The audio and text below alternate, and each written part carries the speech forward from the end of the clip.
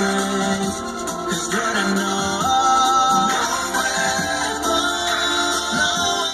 just got to say something, man.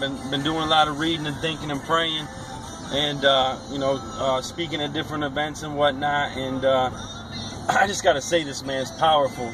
You know, as you go through your testimony and your story, and you share your testimony and your story like we're supposed to, you know, it's by our words and our testimony and the blood shed of the Lamb that we are saved.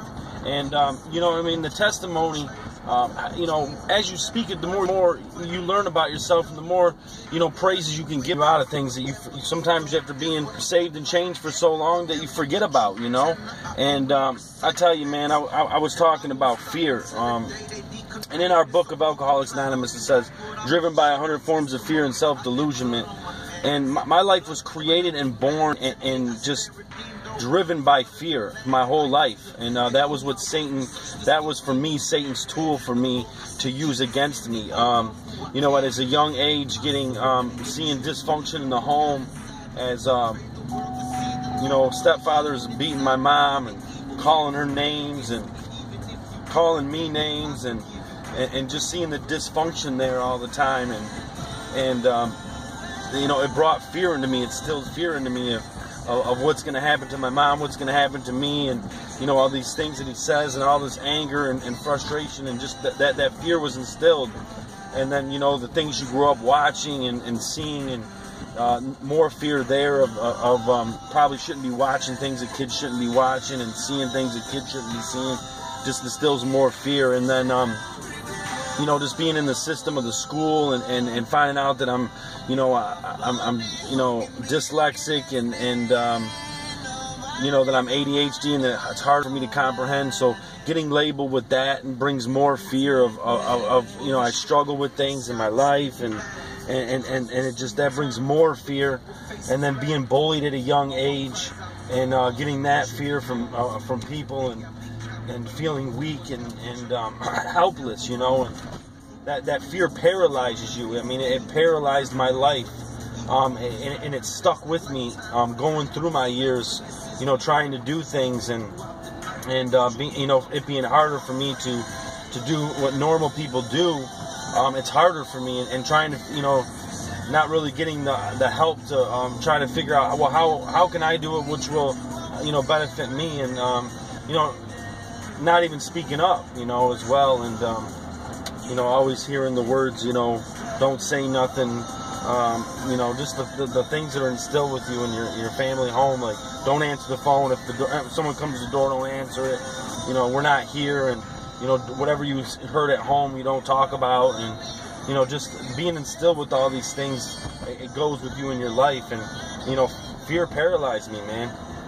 It allowed me not to want to do things or even try things, because I thought I would already fail, and knowing the outcome of what happens when you do fail, the insecurities, the emotions that come with that.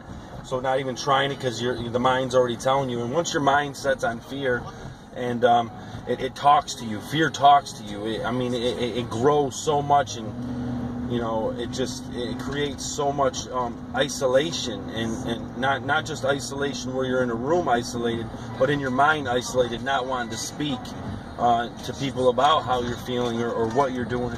And I believe that's where a lot of suicide comes from. So just powerful, man. You know, I was driven by fears for my whole life. You know, didn't think I was able to, you know, smart enough, and it still to this day can grip me on certain days and certain times. But you know, that's the love of Jesus. That's what he did for me. He broke that fear. He broke that bondage. He broke that chain for me. And I'm so forever grateful for that. Today I can, you know, not live in that fearful state, you know, and know that, you know, the more I try, and it might take me 10 times, where it only take someone 2 times, or someone, all you gotta do is explain it to them and they get it. But me, I'm a hands-on person, and I know that today. These are things that, you know, I know today.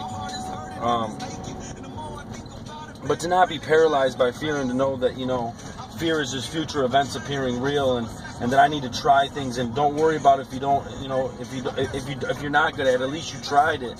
you know, and to know that is just amazing. And I thank God each and every day. And, you know, no matter what I'm going through, no matter, you know, what happens in my life, I'm grateful that I don't have that fear, that paralyzing fear. I still have fear, trust me, and I still have doubts all the time, and insecurities. Not cured by any means, but, you know, I have a God that I can go to and I can pray to, and a community of believers that I can reach out to, and I just have a tool bag that is so full, and it's up to me to use that tool bag, but I have that tool bag.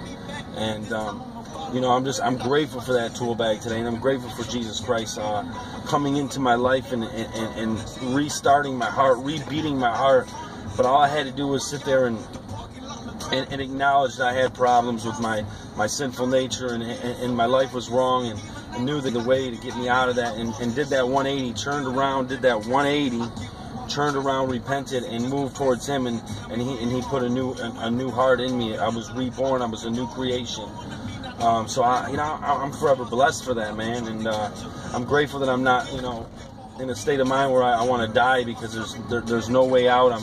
I'm driven by emotions and fear, which ruled my life, insecurities and doubt, and all those things that Satan puts into my head. I'm not ruled by them today, bro, and it's a big, deep thing for me, and I'm so entirely grateful for that. And, you know, it's a process. I'm not going to say that I went and got saved and all those things were lifted from me, but I'll tell you right now, He definitely carried me. He definitely carried me, and all I have to do is continue to listen to that voice, and we all have that voice that says don't do that, or you shouldn't go there, or maybe you should reach out for help. And it's those people that when they hear that voice, that inner voice that says reach out for help, or it's those that reach out for that help that get the help.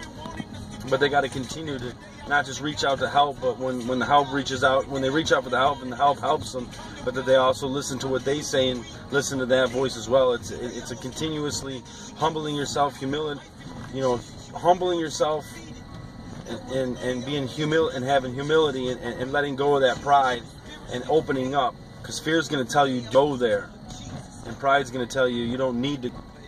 And so pride will tell you don't need to go there, and fear will tell you you do not go there. And those are the two things you don't want to listen to, because those are the two things that will kill you.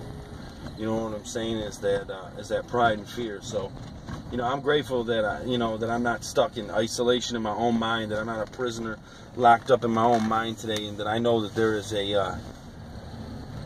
a Savior that loves me. So I just thank you for that. I pray for everybody tonight. It's been a good week. And God bless. I hope you all have a great week.